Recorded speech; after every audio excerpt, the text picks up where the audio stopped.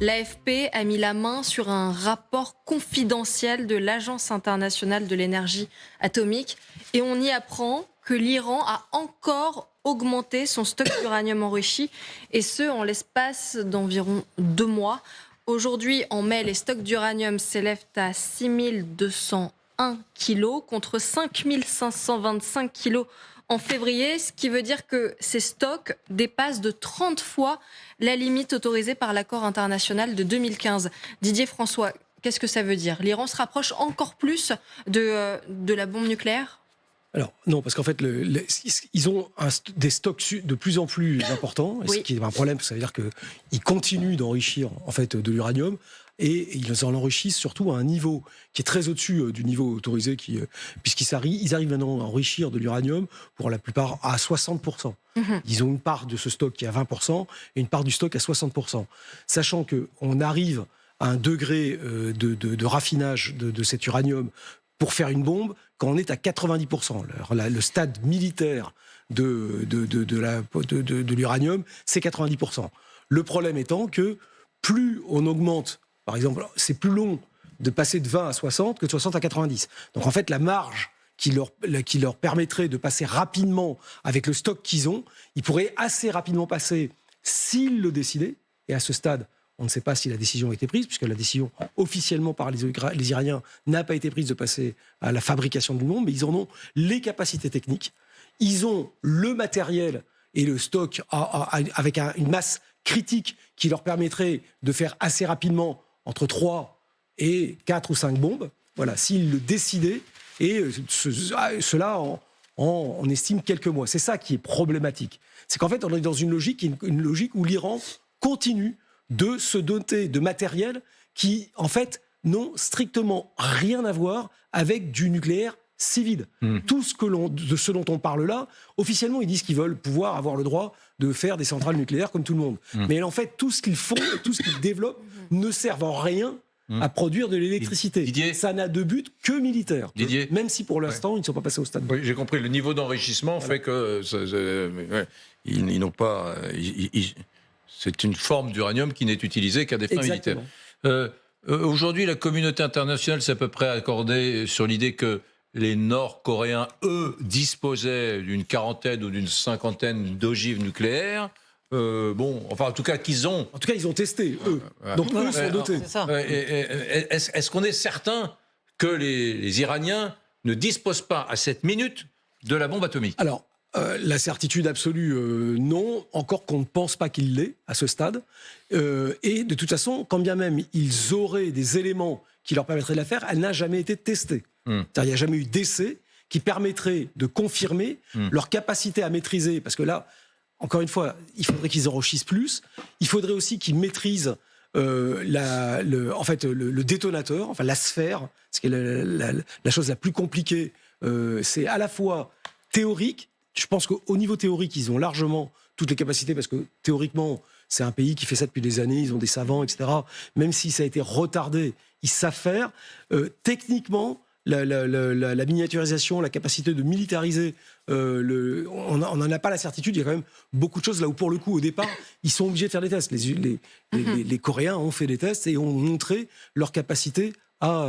Alors, le deuxième problème qu'on a avec les Iraniens, c'est qu'ils ont également développé des capacités balistiques. Donc, pour l'instant, on sait qu'ils ont potentiellement la capacité de faire une bombe, donc une tête, et ils savent faire des fusées pour les transporter. Après, on ne sait pas s'ils sont capables de faire à ce stade des têtes qu'ils peuvent mettre sur les fusées qui fonctionneraient. Ça n'a pas été ni décidé, ni fait, ni testé. Interrogation. Anne Niva. Non, je voudrais ajouter à cela simplement que le guide suprême, Ali Khamenei, est un homme qui s'est longuement, pendant de nombreuses années, opposé à l'existence d'armes nucléaires et au fait que l'Iran possède l'arme nucléaire. Pourquoi ? Pour des convictions religieuses. Il avait même lancé une fatwa contre cela. Alors, il a retiré sa fatwa il y a 3 ans.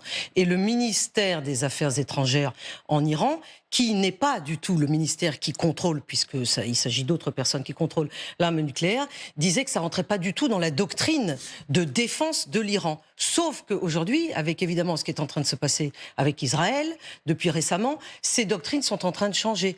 Mais c'est intéressant, je trouve, de constater que, évidemment, l'Iran joue là-dessus, sur le fait qu'elle cache ce qu'elle est en train de faire, elle reste au seuil, et en même temps, elle prétend aussi que, pour des considérations religieuses, elle n'est pas en faveur de l'arme nucléaire. On peut aussi souligner... Pardon. Oui, Sophia non, c'est Amara. pour ça qu'effectivement, et c'est pour ça que certains Iraniens proches du régime se décrètent comme pays du seuil, mais du point de vue stratégique, mais qu'idéologiquement, religieusement et dans les faits, parce qu'il n'y a pas que le facteur religieux, il y a aussi le fait d'éviter à l'Iran d'être visé par des sanctions, plus de sanctions encore, ou pire, par une riposte militaire de grande envergure qui pourrait intervenir de la part des États-Unis ou alors d'Israël, comme Israël qui avait frappé aux Irak, on s'en rappelle, qui était le centre nucléaire irakien, et qui avait été frappé par l'armée israélienne et complètement mise à mal, et qui n'a jamais été, qui n'a pas marché depuis en 81. C'était en 1981. C'est intéressant ce concept. Hein. Il y a les puissances nucléaires et il y a les pays du seuil. Voilà. Les pays du seuil, c'est ceux qui sont sur le point d'avoir l'arme nucléaire. Oui. Mais... Il y en a, quels sont les autres pays du seuil? Il y a l'Iran. On peut considérer que la Corée du Nord a franchi le seuil. La Corée du Nord a franchi le seuil. Ah bah non, ça y est, Dès que c'est testé, on n'est plus dans le Oui, seuil. dès qu'on l'a testé, on n'est plus dans le seuil. L'Arabie Saoudite, on dit que l'Arabie Saoudite pourrait se diriger vers le seuil, mais pour l'instant, rien c'est ne... supposé être civil. Oui, exactement. Être civil, bien évidemment. On ne peut pas dire que ça soit un des succès de Donald Trump, ça. Hein.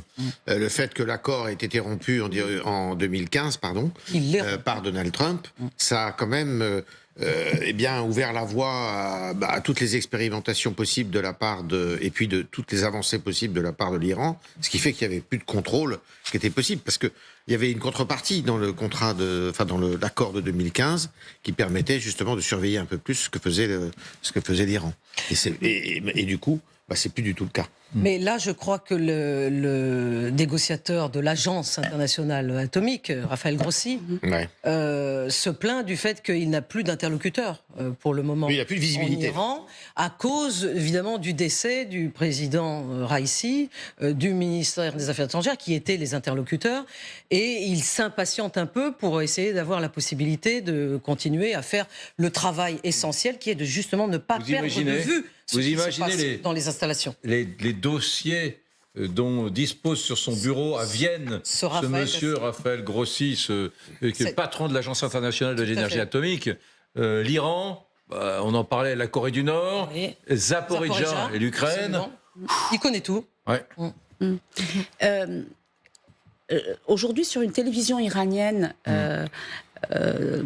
certains experts, certains chroniqueurs expliquaient que la décision ou la nomination du nouveau président en remplacement de celui qui est mort dans cet accident d'hélicoptère, accident entre guillemets parce qu'on ne peut pas complètement à ce jour confirmer que la thèse de Téhéran, le choix se ferait sur plusieurs critères, évidemment que le guide suprême Ali Khamenei aurait son mot à dire et même la décision finale, mais qu'un des dossiers qui dicterait ce choix, ce serait le rapport de ce candidat au dossier du nucléaire. Donc c'est omniprésent sur place.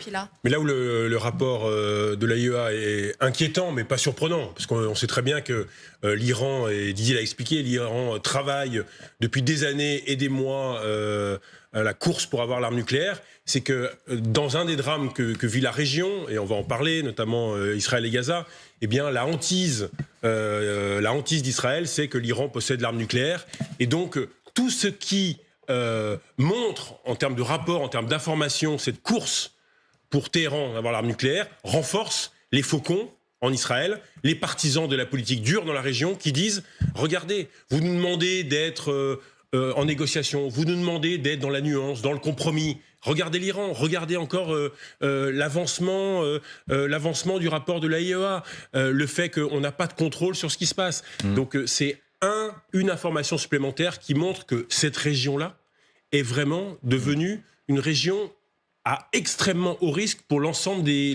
grandes planètes. Est-ce qu'un jour, Didier, Yves Tréhard, est-ce qu'un jour, dans 15 ans, dans 20 ans, dans 30 ans, l'accès à l'arme nucléaire sera simple et libre? J'ai envie de dire qu'on peut même imaginer que des mouvements terroristes à travers le monde pourraient se doter assez simplement de l'arme nucléaire. Vous imaginez ce monde-là? Alors, c'est jamais simple, l'arme nucléaire. Aujourd'hui, non.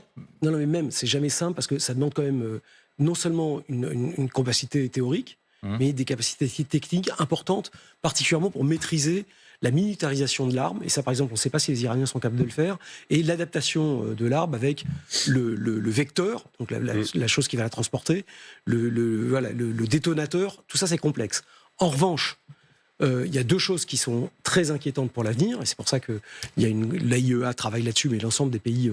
Et c'est la bombe sale. C'est une bombe sale, déjà, il suffit de mettre du matériel radioactif sur une explosion, et ça terrorise. Ça n'aura pas les mêmes effets qu'une bombe atomique, mais il y aura un effet de sidération qui serait extrêmement fort, ce qu'ont essayé de faire un certain nombre d'organisations terroristes, et ça, c'est une inquiétude. La deuxième chose qui inquiète, justement, sur l'Iran, c'est les risques de prolifération. Parce que là, pour le coup, des pays qui, à ce stade, comme on en parlait, l'Arabie Saoudite tout à l'heure, ou d'autres, si leur voisin, qui est ou la Turquie ou d'autres, je suis d'accord, en fait, tout l'environnement de pays qui sont des compétiteurs régionaux de l'Iran. Si l'Iran se dote, ils vont tous essayer d'y aller, parce qu'ils auront les chocottes. Et donc, on va avoir une multiplication. On a eu typiquement quand l'Inde s'est dotée de la bombe atomique, le Pakistan, dans la foulée, l'a fait. Donc le risque, il est celui-là, c'est que le fait que l'Iran accède à la bombe nucléaire provoquera de manière quasi automatique, et malgré les freinages qu'on fera, une prolifération dans la région.